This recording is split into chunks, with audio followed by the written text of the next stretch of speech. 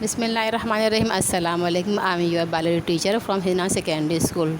Dear students, we have started our chapter number 1 in lecture number 1. I gave you first assignment question number 1, 2 and 3 of the chapter Introduction to Biology. Let's go to next topic. Our next topic is biological method. Definition.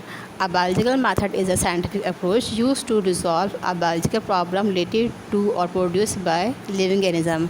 Biological method एक किस्म का साइंसी तरीक़ाकार है जिसे उन मसले को हल करने के लिए इस्तेमाल किया जाता है जो लिविंग थिंग के लिए मसला होता है या लिविंग थिंग के ज़रिए प्रोड्यूस होते हैं.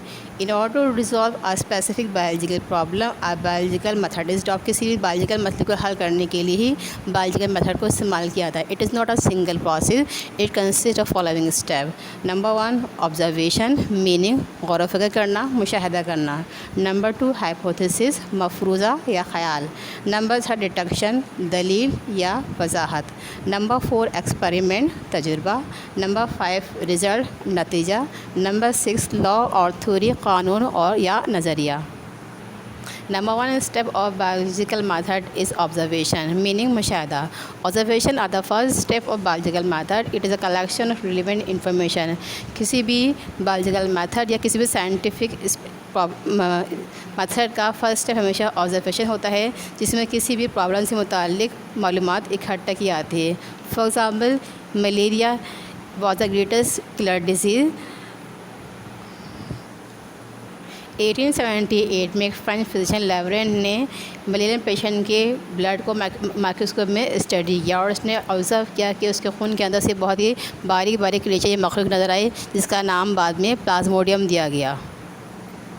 Second step of biological method is hypothesis मफरूज़ा या ख़याल. Definition.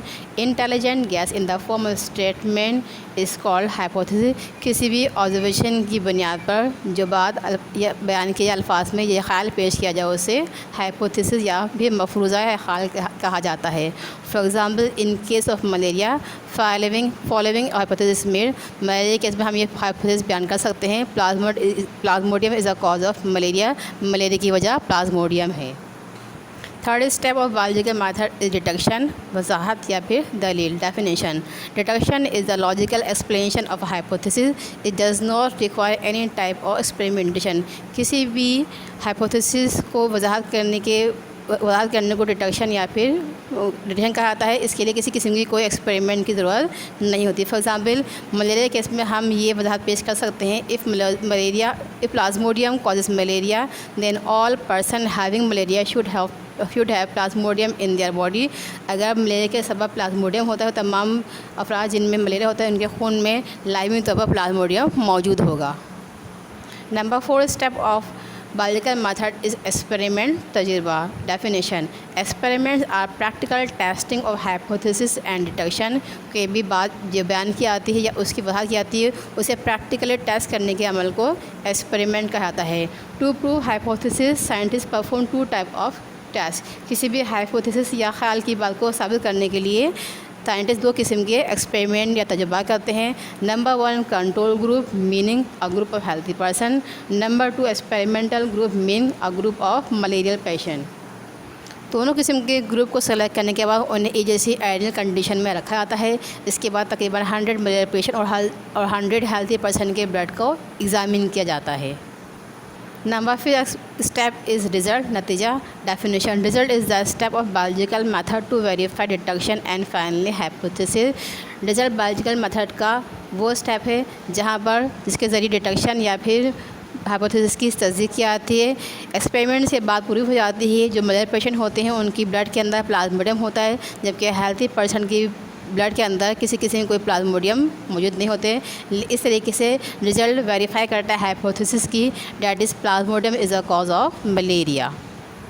Number 6 step of biological method is theory. ये ज़रूरी नहीं कि कोई भी हाइपोथेसिस फौरी तौर पर कंफर्म हो जाए. जैसे जैसे गुजरने के साथ साथ हाइपोथेसिस की फेवर में एविडेंस आते जाते हैं उसे थ्योरी का रैंक या दर्जा दे दिया जाता है. What is theory? A theory is a set of scientific assumption consistent with one another and supported by evidence but not fully prove.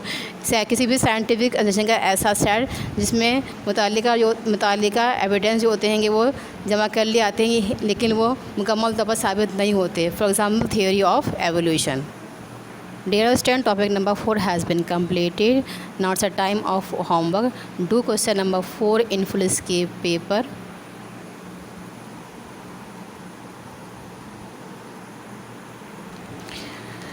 Now the time of topic number 5. Topic number 5 of the chapter is contribution of Muslim scientists in the field of biology. Page number 11. Muslim biologist. Number 1 Muslim biologist in the field of biology is Jabir bin Hayyan. Jabir bin Hayyan wrote the following book. He was a well-known biologist of his time. The book which was written by him is number 1 Al-Nabatat on plant, Al-Haywan on animal. The next Muslim biologist is Abdul Malik Asmi. He was regarded as a specialist of his time. He wrote the following book. ये अपने वक्त के बेहतरीन माहिर में शुमार किए आते हैं और उन्होंने बायोलॉजी फील्ड में मुंतज़िल बुक्स लिखी। नंबर 1 अल-खैल, in which he describe the structure and function of body part of horses. Number 2 अल-इब्न, describe the structure and function of body parts of camel. Number 3 अल-वहूश, in which he describe the structure and function of body parts of wild animal. Number 4 अल-शाह, in which he describes structure and function of body part of sheep. और number 5 is खालिकुल इंसान, in which he describes structure and function of body parts of human being. Number 3 Muslim scientist in the field of biology is Ali bin Rabban Tabri. He was born in Tabristan. He was a scholar of philosophy, zoology, psychology and astronomy. The famous book written by him is Firdaus al-Hikmah. In this book he gives detailed instruction on philosophy, zoology and astronomy. Number 4 Muslim scientist in the field of biology is Abu Usman Umar al-Jahid. He described the life system of ant. The famous book written by him is Al-Haywan, in which he described characteristics of at least 350 species of animals, especially about the life of ants. Number 5 Muslim scientist in the field of biology is Al-Farabi. He was a renowned Hakim of the Islamic world. He wrote 2 well-known books. Number 1 Kitab-e-Nabatat on plants. Number 2 Kitabul Haywanat on animal. Number 6 Muslim scientist in the field of biology is Abul Qasim al-Zahrawi. He was regarded as a renowned surgeon of Islamic world. He was famous for the removal of a stone from the urinary bladder. Number 7 Muslim scientist in the field of biology is Ibn al-Hashim. He was a great optician. He corrected the Greek conception of vision. He located retina as a set of vision. The famous book written by him in the field of biology is number 1 Kitabul Manazir, about eye. Number 2 Mizan al-Hikmah, deals with the medicine. Number 8 Muslim scientist in the field of biology is Bu Ali Sina. He is considered as one of the founder of medicine, acknowledged by the great expert of his time in medicine in East and West. He was a doctor, philosopher, scientist, astronomer and poet. The famous book written by him was Al-Qanun Fil Tib al-Shifa, in which he gave detail about plant, animals and non-living things. Number 9 Muslim scientist in the field of biology is Ziauddin Ibn Baitar. He was highly respected among the botanists of his time. He specialized in the study of plants. He discovered and studied many species of plants in different countries. Number 10 Muslim scientist in the field of biology is Ibn al-Nafis. He also known as second Ibn Sina. He was the first to describe the process of blood circulation in human being. Number 11 Muslim scientist Kamaluddin al-Damiri. He was a great zoologist. The famous book written by him was Hayatul Haywan, in which he gave detailed characteristics of about at least 1,000 kinds of animal. Number Muslim scientist in the field of biology is Ali bin Isa. He was well-known eye specialist of his time. He worked on structure, function and disease of the eye. He described at least 130 eye disease in 3 volumes of his book. He told the name of food useful for the cure of eye disease. Number 13 Muslim scientist in the field of biology is Abdul Qasim Majriti. He wrote a book on animal species. He is especially known in Europe for of his book on animal species. Dear student, topic number 5 has been completed. Do question number 5 in full escape paper.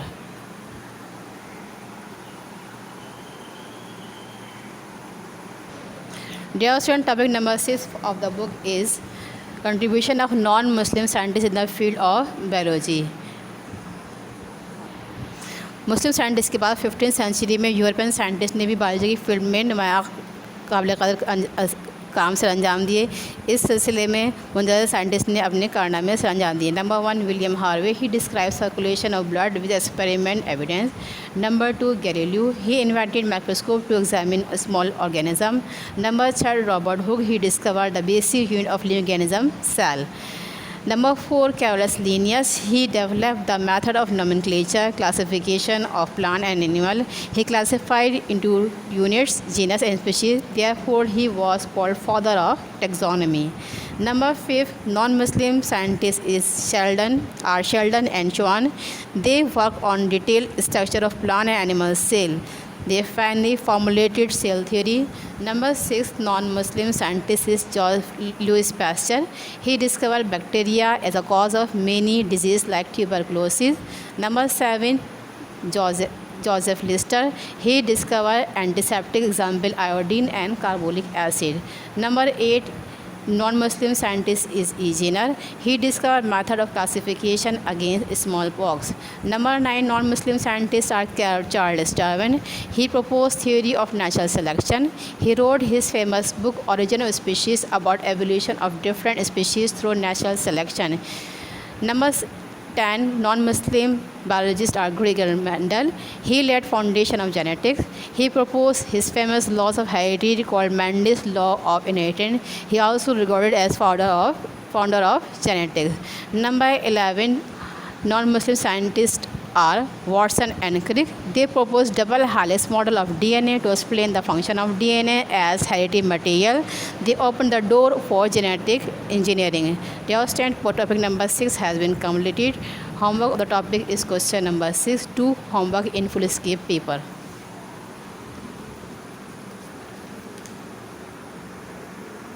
Dear student, topic number 7 is origin of life, page number 15. origin of life, आगाज़ हयात या ज़िंदगी की इब्तिदा।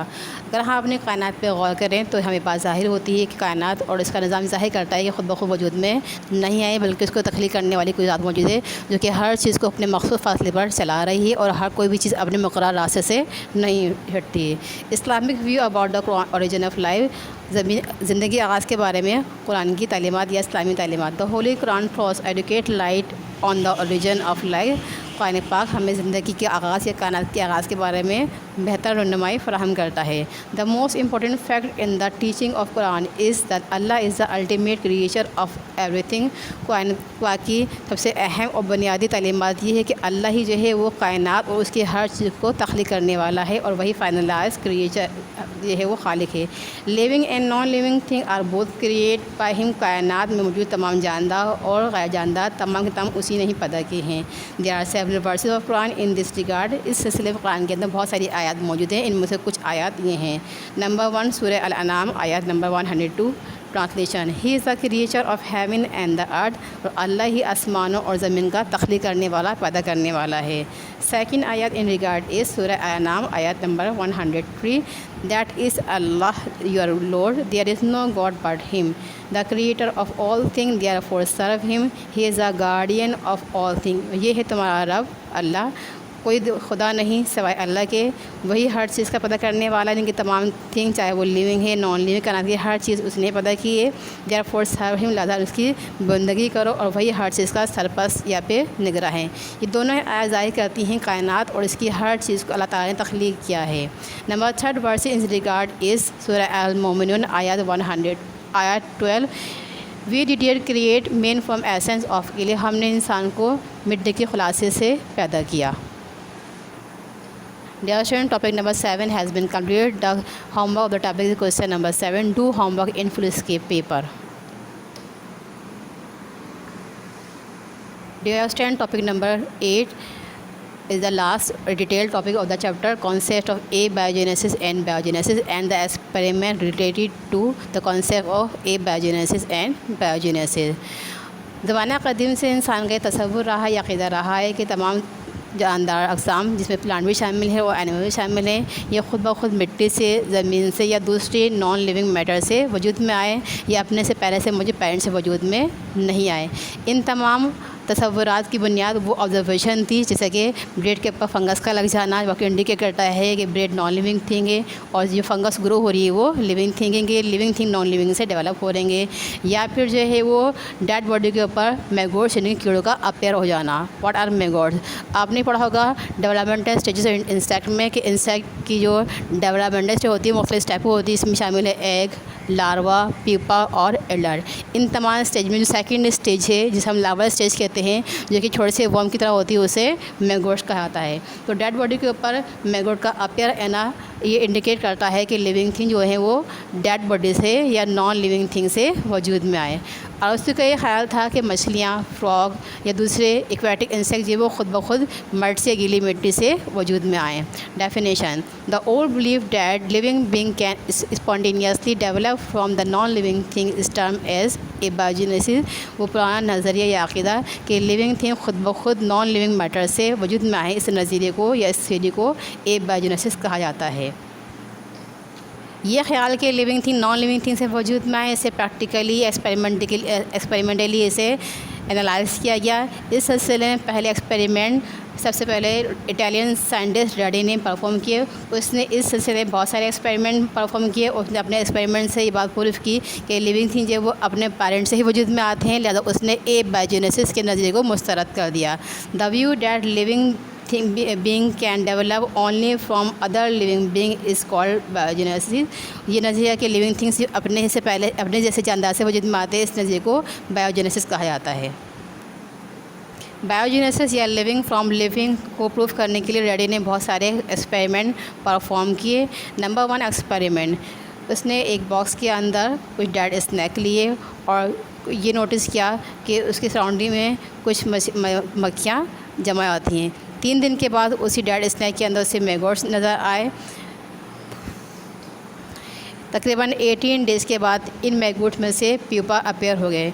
जब pupa appear हो गए थे, इनमें से कुछ को अलग जो है वो ग्लास कंटेनर में डाल दिया गया। उसके बाद उसे पेपर की शीट से कवर कर दिया गया। तकरीबन 8 डेज़ के बाद इन्हीं पेपर में से फ्लाइज इमर्ज हो गई, ज़ाहिर आई, और ये उन्हीं फ्लाइज से रिजम्बल कर रही थी जो फर्स्ट टाइम डेड स्नैक के ऊपर इकट्ठा हुई थी या जमा हुई थी। लिहाजा उसने अपने एक्सपेरिमेंट से ये बात प्रूफ की कि मैगोट जो है वो ख़ुद ब खुद डेवलप नहीं है, बल्कि ये जो मैगोट्स अपेयर होते हैं वो फ्लाइज की ऑस्प्रिंग थी। जब फ्लाई ने जो है वो डेड स्नैक को विज़िट किया तो वहाँ पे उन्होंने एग ले किए, और ये एग जो है वो डेवलपमेंटल स्टेजेस के बाद जो है वो अल्टीमेटली जो है फ्लाइज के अंदर इमर्ज हुई। फ्लाइज जो ख़ुद ब खुद डेवलप नहीं है, बल्कि ये अपने जो है वो पेरेंट्स से ही इमर्ज हुई हैं। सेकेंड एक्सपेरिमेंट में बायोजेनेसिस को प्रूफ करने के लिए रेडी ने 8 बोतल का इंतखाब किया। 2 में उसने डेड स्नैक को रखा, 2 में मीट पीसेस को, और लास्ट 2 में डेड फिशेस को उसने रखा। इनमें से 4 बोतल को ओपन और 4 को कवर कर दिया। कुछ दिनों के बाद मैगोट्स जो है उन बोतल में अपेयर हुए जो ओपन थी, जबकि कवर बोतल के अंदर किसी किस्म कोई मैगोट्स अपेयर नहीं हुए। लिहाजा इसने अपने एक्सपेरिमेंट से बात प्रूफ की कि अगर फ्लाइज को जो है वो अंदर जाने से रोक दिया जाए तो किसी किस्म की कोई लाइफ या लिविंग थिंग्स के अंदर अपेयर नहीं होते। लेकिन जो एबायोजेनेसिस के हामी थे उन्होंने इस एक्सपेरिमेंट को तनकीद की और उन्होंने इस बात को तनकीद का निशाना बनाया क्योंकि कवर बोतल के अंदर एयर एंटर नहीं हो रही थी जो एबायोजेनेसिस के लिए ज़रूरी होती है। लिहाजा उसके अंदर किसी किस्म कोई लाइफ अपेयर नहीं हुए। इसे टेस्ट करने के लिए रेडी ने नंबर 3 एक्सपेरिमेंट परफॉर्म किया। नंबर 3 एक्सपेरिमेंट के लिए उसने एक वाइट बॉटल को इस्तेमाल किया जिसके अंदर कुछ मीट के पीसेस रखे और उसके माउथ को उसने नेट या जाले से कवर कर लिया ताकि सिर्फ एयर एंटर हो सके, लेकिन कोई फ्लाइज इसके अंदर एंटर ना हो। लेकिन कोई काफ़ी दिन के बाद भी इसके अंदर किसी किस्म कोई मैगोट्स या वर्म्स अपेयर नहीं हुए। एयर की एंटीबॉडी के अंदर पॉसिबल थी। इसके एक्सपेरिमेंट बायोजेनेसिस को सपोर्ट करते हैं। That only living being give rise to living being, लिहाजा वो इसके नज़दीक बायोजेनेसिस का नज़रिया दुरुस्त है और एबायोजेनेसिस गलत है। नेडहम ने 1748 में एबायोजेनेसिस को सपोर्ट करने के लिए एक्सपेरिमेंट किया। इसके लिए इसने मीट को वाटर के अंदर बॉयल किया एक फ्लास्क के अंदर। इसके बाद इसके माउथ को क्लोज़ किया कॉर्क की मदद से। लेकिन कुछ दिन बाद जो है इसके अंदर बारी बारी मैकेनिज्म डेवलप हो गया, हालांकि वाटर कवर थी। इसके एक्सपेरिमेंट ने एक दफ़ा फिर ए बायोजेनेसिस के हामी को एक्साइट कर दिया कि लाइफ वो पॉसिबल है from non living thing. The last topic of the chapter is Pasteur experiment. The argument on the issue of abiogenesis and abiogenesis continue up to the middle of 19th century. Biogenesis और एबायोजेनेसिस के दरमियान बहस का सिलसिला तकरीबन 19th century के वस्त तक जारी रहा। Till Louis Pasteur, renowned French scientist, prove with experiment that abiogenesis could not occur in the present environment of the earth. एक मशहूर फ्रेंच साइंटिस्ट लुइस पास्चर ने अपने एक्सपेरिमेंट के ज़रिए बात प्रूव की कि ज़मीन के मौजूदा माहौल में एबायोजेनेसिस का तस्वुर नामुमकिन है। In 1864, Pasteur performed his experiment in front of the commission formed of noted biologists to resolve this issue. इस मसले हल करने के लिए जो माहिर बायोलॉजिस्ट का कमीशन मुंतखब किया गया था, पैस्चर ने अपने एक्सपेरिमेंट उसके सामने पेश किए। He took flasks which had long curve S shape नेक। उसने अपने एक्सपेरिमेंट के लिए लंबी एस शेप कर्व की नेक की फ्लास्क को इस्तेमाल किया। He added fermentable infusion yeast sugar water in bottle and left their mouth open. अपने एक्सपेरिमेंट के लिए फ्लास्क के अंदर यीस्ट शुगर और वाटर के सोल्यूशन को इस्तेमाल किया और बॉटल के मुंह को खुला छोड़ दिया। The yeast infusion were boiled in flask and let steam release out of the neck of each flask. इसके बाद फ्लास्क में मौजूद इन्फ्यूजन सोल्यूशन को बॉयल किया गया और इसकी स्टीम को नेक के ज़रिए बाहर निकलने दिया गया। Then flask were cooled allowed to cool. इसके बाद फ्लास्क को ठंडा कर लिया गया। No life was produce even after a heap lives of several days because mechanism entering along with incoming air got stuck up into curve wall of the glass neck. कई दिन गुजरने के बाद भी इसके अंदर किसी किस्म कोई लाइफ अपेयर नहीं हुई, क्योंकि जो माइक्रोऑर्गेनिज्म हवा के ज़रिए बॉडी के अंदर एंटर भी हो रहे थे तो वो उसकी नेक के अंदर चिपक के रह गए और कोई भी सोल्यूशन तक नहीं पहुंच सका। To prove he broke up the cuff neck so that now contaminated air could reach directly into the infusion. इसे साबित करने के लिए उसने फ्लास्क की बॉटल को जो कर्व शेप नेक थी उन्हें तोड़ दिया ताकि एनवायरनमेंट की एयर आसानी से इन्फ्यूजन सोल्यूशन तक पहुंच सके। It was observe that mechanism were produce within 48 hour. जब नेक तोड़ दी गई तो बात को साबित हो गई तकरीबन 48 आवर्स के बाद इसमें खुद ब खुद जो है मैकेनिज्म डेवलप हो गए। This proved that if care was taken and no mechanism or their spore were allowed to reach the infusion, no life could be produced. लिहाजा अपने एक्सपेरिमेंट से ये इसने बात साबित की अगर एहतियात बरती जाए और किसी किस्म के मैकेनिज्म को सोल्यूशन तक ना पहुंचने दिया जाए तो किसी किस्म के कोई लाइफ या लिविंग ऑर्गेनिज्म उसके अंदर प्रोड्यूस नहीं होते। He rejected spontaneous generation. Commission decided in favour of biogenesis. लिहाजा उसने एक खुद ब खुद लाइफ के पैदा होने के अमल के मुस्तरद कर दिया और कमीशन ने बायोजेनेसिस के फेवर में अपना रिज़ल्ट दे दिया। Dear students, we have completed our chapter number 1, Introduction to Biology. Now it's the time of homework assignment. Do question number 8, 9, 10, 11 in Fluescape paper as well as solve objective shown on slide screen. Learn all the work of this chapter. Thank you.